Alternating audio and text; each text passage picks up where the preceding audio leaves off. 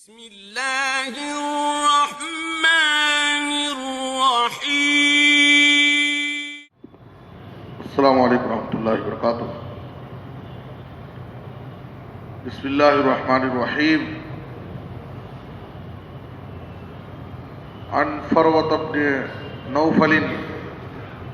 الاشجعی رضی اللہ تعالی عنہ قال ان رسول اللہ صلی اللہ علیہ وسلم قال لرجل اقرأ عند منامك قل یا ایھا الکافرون فإنها براءۃ من الشرک، رواہ احمد۔ محترم حضرات، مسند احمد کی ایک حدیث آپ حضرات کے سامنے پیش کی گئی ہے، اور اس حدیث میں فروا بن نوفل اشجعی رضی اللہ تعالیٰ عنہ بیان کرتے ہیں کہ رسول اللہ صلی اللہ علیہ وسلم نے ایک آدمی کو نصیحت کی اور کہا کہ تم سونے کے وقت قل یا ایھا الکافرون پڑھ لیا کرو، اور بعض روایتوں میں ہے کہ نبی صلی اللہ علیہ وسلم نے کہا کہ جب تم آخر میں بالکل سونے جانے لگو، یعنی آخر میں یہ عمل کرو، قل یا ایھا الکافرون پڑھ کے سو، کہا کہ اس کا فائدہ یہ ہوگا فإنها براءۃ من الشرک، اس لیے کہ اس صورت میں شرک سے برات ہے۔ آدمی اپنے آپ کو شرک سے بری کرتا ہے کہ میں شرک سے بالکل پاک صاف ہوں، میرا شرک سے کوئی تعلق نہیں۔ اور اسی طریقے سے صحیح بخاری کی وہ حدیث جس میں نبی صلی اللہ علیہ وسلم نے برا بن عازب رضی اللہ تعالیٰ عنہ کو ایک مرتبہ نصیحت کرتے ہوئے فرمایا کہ جب تم سونے جانے لگو تو مکمل اچھی طرح سے وضو کرو، جیسے نماز کے لیے وضو کرتے ہیں، تو سونے سے پہلے وضو کرو، اور دائیں پہلو سیدھی طرف سیدھی کروٹ سو، اور اس کے بعد نبی صلی اللہ علیہ وسلم نے ایک دعا سکھائی، اللہم اسلمت نفسی الیک وفوضت امری الیک ووجہت وجہی الیک والجأت ظہری الیک رغبۃ ورہبۃ الیک۔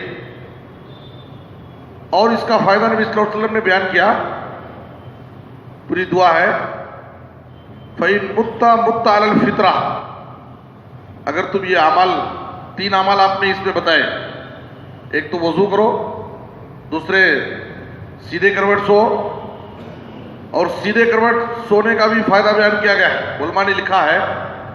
اس حدیث کی شرح میں کہ سیدھے کروٹ سونا انفع للقلب، دل کے لیے بہت مفید ہے۔ نبی صلی اللہ علیہ وسلم کی اس حکم میں بہت معنویت ہے، اور اطباء نے اس کی تحقیق کی ہے کہ سیدھے کروٹ سونا یہ دل کے لیے بہت مفید ہے، اور بائیں کروٹ زیادہ سونا یہ دل کے لیے بہت مضر ہے۔ اس لیے احادیث میں نبی صلی اللہ علیہ وسلم نے سونے کے جو آداب ذکر کیے ہیں اس میں اس بات کی خاص طور پر وضاحت ملتی ہے کہ سیدھے کروٹ آدمی زیادہ سوئے اور یہ دعا پڑھے۔ تو نبی صلی اللہ علیہ وسلم نے کہا کہ تمہاری موت اگر اس رات ہو گئی تو تم فطرت اسلام پر، ایمان پر، توحید پر تمہاری موت ہوگی۔ تو ہمیں یہ تعلیم کیوں دی گئی ہے؟ فجر کی نماز سے پہلے فجر کی 2 رکعت سنت میں مسنون طریقہ آپ صلی اللہ علیہ وسلم کا یہ ہے کہ قل یا ایھا الکافرون اور قل ھو اللہ احد کی تلاوت کی جائے۔ تو ان سب چیزوں کے ذریعے، اور رات میں اگر آدمی وتر کی نماز پڑھ کر سو رہا ہے اور 3 رکعت وتر کی نماز پڑھ رہا ہے تو اس میں بھی دوسری اور تیسری رکعت میں قل یا ایھا الکافرون اور قل ھو اللہ احد پڑھنے کی تعلیم دی گئی۔ یہ ساری تعلیمات اس لیے ہیں کہ آدمی ہمیشہ توحید پر قائم رہے، اور اس کی موت جب ہو تو توحید پر ہو، اور شرک سے وہ محفوظ رہے، تاکہ وہ آخرت میں کامیاب ہو جائے۔ دیکھیے، دن کا آغاز ہو رہا ہے، صبح ہو رہی ہے، ہم فجر کی نماز سے صبح اپنی کرتے ہیں، تو فجر کی سنت میں یہ صورتیں پڑھنے کی تعلیم دی، رات سونے سے پہلے وتر کی نماز پڑھ کر کے سوتے ہیں تو یہ صورتیں پڑھنے کی تعلیم دی جا رہی ہے. یہاں تک کہ بالکل آخر میں سونے سے پہلے قل یا ایھا الکافرون پڑھنے کی تعلیم دی جا رہی ہے. اور اس کا فائدہ یہ بیان کیا گیا فإنها براءۃ من الشرک، اس لیے کہ اس میں شرک سے برات ہے. تو ہمیں اس بات کا سبق دیا جا رہا ہے کہ ہم ایک مومن ہمیشہ اپنی زندگی میں اپنی توحید کی حفاظت کرے اور توحید کی فکر کرے اور شرک سے اپنے آپ کو دور رکھے تاکہ اس کا خاتمہ جو ہو تو ایمان پر توحید پر ہو اور شرک سے اس کی زندگی پاک صاف رہے. اس لیے ہمیں اپنی زندگیوں میں اور اس کے علاوہ سورۃ الاخلاص اور قل یا ایھا الکافرون یہ وہ صورتیں ہیں جن کے پڑھنے کے بہت سارے فائدے اور سونے سے متعلق نبی صلی اللہ علیہ وسلم کی اور بھی بہت ساری تعلیمات ہیں، بہت سارے آداب ہیں جو آپ صلی اللہ علیہ وسلم نے ذکر کیے ہیں اور اس کے بہت سارے فائدے بھی بیان کیے گئے. اگر ہم یہ ایسا عمل ہے جو ہر انسان کے لیے ہر دن کا عمل ہے، تو اگر ہم نبی صلی اللہ علیہ وسلم کی سنتوں کا خیال کریں اور سونے سے پہلے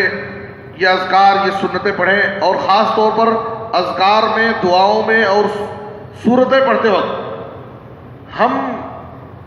پورے یقین کے ساتھ ہمیں پڑھنا چاہیے. اس کے اندر جو معنی ہے اور اس صورت کے اندر کیا کیا بات پیش کی گئی ہے